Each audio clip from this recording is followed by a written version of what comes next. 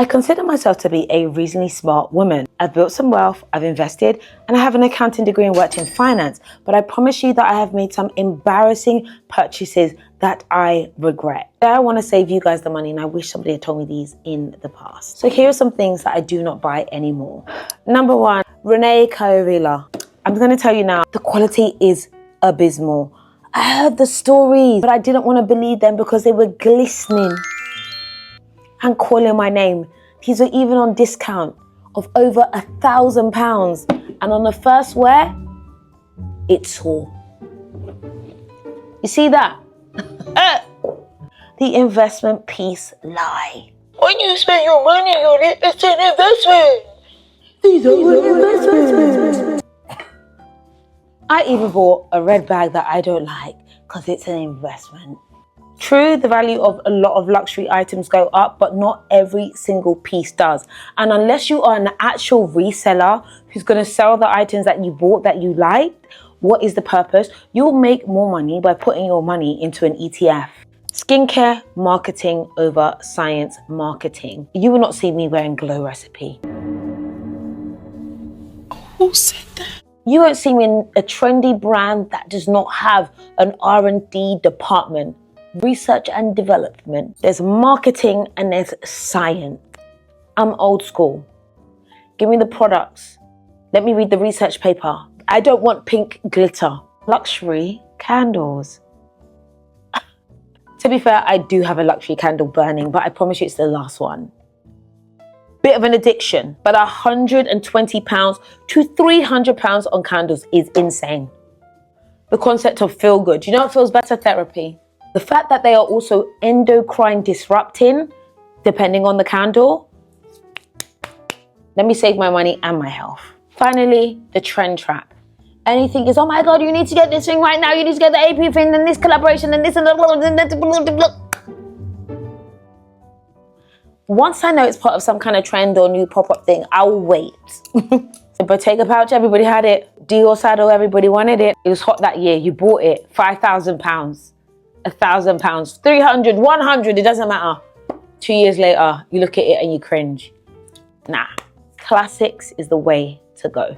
I feel much richer now that I've stopped buying nonsense that does not serve me. Luxury products that were not worth my money. These are some of the luxury products that I regret spending my money on, and I really wish I hadn't. First up is these Valentino heels. Now, don't get me wrong, these were cute and they were a moment and they were a vibe during a certain moment in time. But now that the whole platform heel craze has died down, every time I wear these, I just feel like a stripper. Not that there's anything wrong with being a stripper, but that's just not really the kind of vibe I want to give. However, I will say I didn't pay full price for these. I got them for literally like half off. I got them on Satire. But it is what it is. It's still money that I spent that I probably shouldn't have. And this is why I don't like buying super trendy things like super trendy shoes or bags, because I know that eventually I just won't wear them again. Maybe they'll be cute on Halloween. Next luxury product that was so not worth it for me is this Chanel highlighting balm, which really took me by surprise, honestly, because Chanel makeup is usually just an absolute hit. But this was a hard flop. It just accentuates texture way too much for my liking. And honestly, it's very glittery. I'm gonna show you. Like, I don't wanna look like I'm a 5-year-old playing with makeup. I really tried to love it because it was $50 and the color is really pretty, but I couldn't. I guess I'm just a tough critic. And there goes $50 down the drain. Next product that was just so not worth it. You already know, a pair of red bottoms, but this pair in particular. Yeah, this is like top 3 most uncomfortable shoes I own. I literally haven't worn these in years because like I just can't do it. It feels like I'm literally walking on pins and needles. And this little part right here gives me the nastiest little blisters, which is unfortunate because these are so beautiful and the way that they elongate my legs and make them look like super sexy is phenomenal. However, I cannot justify the pain. Will I be getting rid of these? No, they're too pretty, you know? But will I wear them again? Also no. And the last luxury product that was 100% a waste of money, an absolute waste of money, that makes me want to literally cut my credit card in two, is this coat from Wardrobe NYC. Now, this was extremely pricey, and I live in Miami, so I have no business paying $1,000 for a coat. However, I could not pass it up because this went on sale. And I said, you know what? I travel to New York often enough. And I thought to myself, I just can't pass up on it because the silhouette and the color is just so beautiful. It has to E, right? Wrong. Boy, was I wrong. Obviously, it doesn't go with the outfit that I'm wearing, but just look. Mind you, this is a size 0. These are big on me. A shoulder pad is already a lot, but when it doesn't fit, it does not look good. Look at the sleeves. Why? It should be here. This is an almost $1,000 coat. I think actually the original price is like $2,000 or something. Why do I have to buy this coat that is a size 0 and then go spend more money to get it tailored? Which is, it'll probably be as much as a coat, to be honest, because tailoring is so expensive. Buyer's remorse is a bitch, and so am I. And now, as my final act of love to myself, I'll go buy things I actually really like. Bye. Love you. Luxury products that were not worth my money. These are some of the luxury products that I so regret spending my money on, and I really wish I hadn't. First product that was not worth it for me were the Chanel ballet flats. I have 2 pairs of these, and they are in competition of which one can hurt my feet more. While I do love the aesthetic of the shoe, and I do think that this is truly a classic, these take so long to break in. After they are broken in, they are relatively a bit more comfortable. Like, they're not as painful to wear. We'll definitely not be able to wear them walking around a big city for a long time. Like, this is definitely just like a casual stroll type of shoe, which honestly sucks because I searched the world for these pink Chanel ballet flats, okay? Next product I wasted my money on will shock you because it shocked me. My Hermes Constance. I thought that I would get so much use out of this bag when I bought it. However, I have owned this for almost a year and I have worn it maybe about a handful of times. Honestly, it does not fit much. I would say it fits about as much as a mini Kelly just because it's so thin and it only has 1 compartment, whereas the regular Constance has 2. And while yeah, she's cute, she costs the same amount of money as a Birkin or a Kelly. The math is not mathing. I'm totally going to sell this and like repurpose that money into getting like a Picotin, which I could actually use on a daily basis. I'm gonna miss her. Next luxury product I regret buying and I feel like I just wasted my money on was the Rimowa checked in luggage. This bag has not survived many airlines. In fact, it literally completely broke open a few months ago when I went to Aspen. I was freaking out about how I was going to get my stuff home. I literally had to go to a hardware store and buy a strap and just pray to God that my things would make it. Like, look at this picture. The ghetto. Like, please. Why? This is $1,000 luggage. Why is this happening on almost every trip? And at the bottom of the pyramid, we have these Celine sunglasses. These were super popular at one point in time. And don't get me wrong, I think these are gorgeous. And I actually feel like they look really nice on me. However, this is the most uncomfortable pair of sunglasses that has ever touched this big face. Look at how narrow my head is. And somehow these sunglasses still have the audacity to be super tight in the back to the point where if I wear it for more than 10 minutes, I get a headache. Aside from that, they weigh so much. They are so heavy. So needless to say, I will be also selling these as well, which is like my favorite thing to do. I love to get rid of things and then use that money, and I call it my fashion recycling. Okay, I'm done being a hater. That's all for today. Luxury items that I purchased that I 100% regret buying.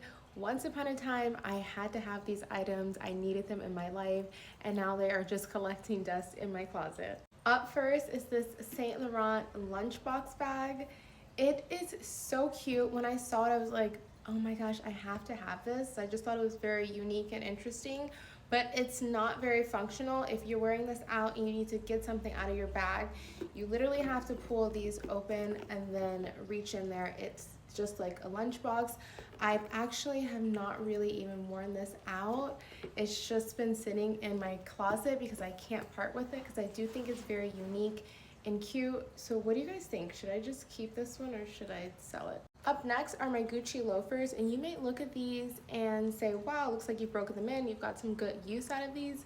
And yes, but honestly, only because I've worn them like around the house or running quick errands. I just don't like the way they really look on my feet, and they don't really match with any of my outfits. And I think the reason that I don't wear them is because the open back. I wish I would have got a different loafer with a closed back. I feel like I would have worn that much more than these. Honestly, I wish I would have just got like a pair of Birkenstocks instead of these Gucci loafers. Next on my list is this Balmain blazer. And when I got this, I was so excited about it. The fit was just perfect. but every time I put it on, I just felt like it was too much. Like with the gold buttons, I just found myself trying it on, trying to wear it out, but never actually leaving the house. And it was such an expensive purchase. So for me, I truly wish I just would have got something a little more simple without these gold buttons that wasn't so flashy. So I definitely regret this purchase. Up next are these Celine sandals, which are practically brand new. And these were a blind buy because I saw someone else wearing them and ordered them, and I thought, okay, I'm definitely gonna love these. Once I put them on my foot, I was like, they're just not my style, and to be honest, they're just not that comfortable. And I'm all about like being comfortable at this point in my life. So I regret buying these, and unfortunately I missed the return date by I think 2 or 3 days, so I just couldn't return them. So I think these definitely need to be sold because I do think these would be cute on someone else. They just don't work for me. Let me know if I should keep any of these items or if I should just sell them once and for all. Make sure you follow me.